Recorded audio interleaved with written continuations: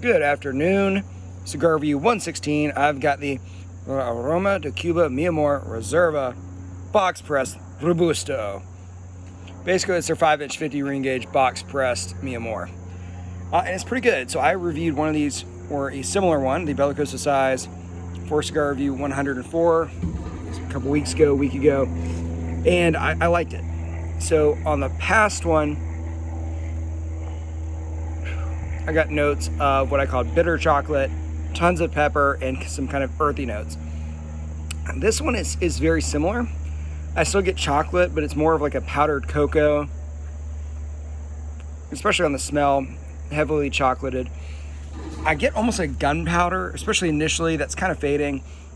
And then tons and tons and tons of white pepper with other notes coming through, almost like a mesquite, almost like a kind of barbecued mesquite rub.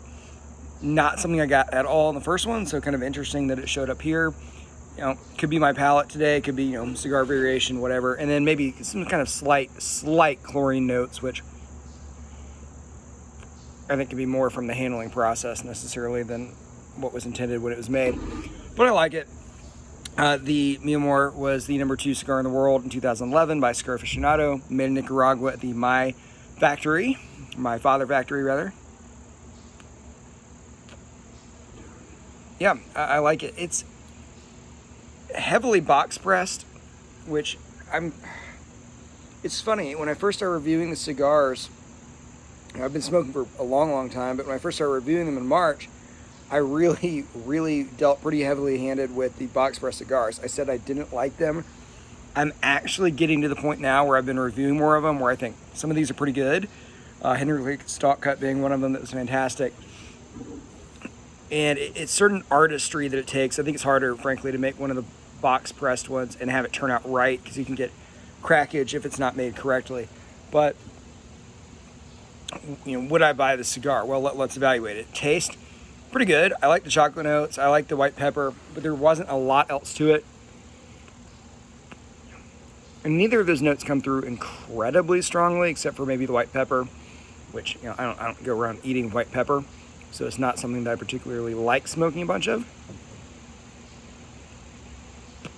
It draws incredibly well. Now, if it has a saving grace, that's it. Observe.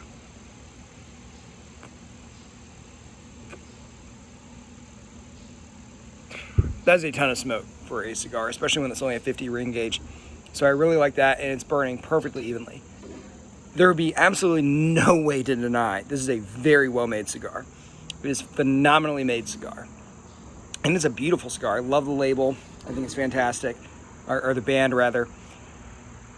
Where it kind of loses me is it is a little bit one-dimensional.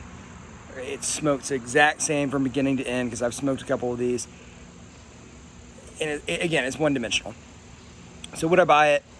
I'd kind of give it the same rating, frankly, as I gave the last Aroma de Cuba Mi Amor in the different size, which would be a soft buy. In other words, if you go, and I would categorize that by, if you went to a cigar store and you didn't recognize any of the other cigars, solid bet, right? I would take this every time. If I went into a strange cigar shop and somehow I didn't recognize the cigars, which would never happen, this would be a great bet. If you're looking to get one for a significant other, great bet. What I would say is this would be one that I would probably get for maybe a more experienced cigar smoker. It's pretty strong. It's got some nicotine content. It's got some body to it. And I think to appreciate some of those flavors, the chocolate, the gunpowder, the white pepper, the mesquite, etc., you're going to have to smoke some cigars, right? I think someone that's really just started smoking isn't going to pick up on a lot of that. They're just going to smoke this and be like, ooh, that's strong. So again, soft buy, really depends on your circumstances, but I like it. I am certainly enjoying smoking it. You know, one way I can tell, I guess, if I like one is, am I glad that I picked that one out today? You know, occasionally I'll pick out cigars from the humidor, I review it, and I think, man, you know, on my cigar smoking opportunity of the day, I kind of wasted it on that one. That's not my favorite cigar. Not the case. I'm glad I picked this one. So I guess I would give it a soft buy rating for Cigar Review 116. If you've had it, let me know what you think. I'll take a moment to thank my sponsors, which is me, because I buy all of them myself, and I only have 50 subscribers. So if you like my channel, please subscribe, leave a comment. Thank you very much.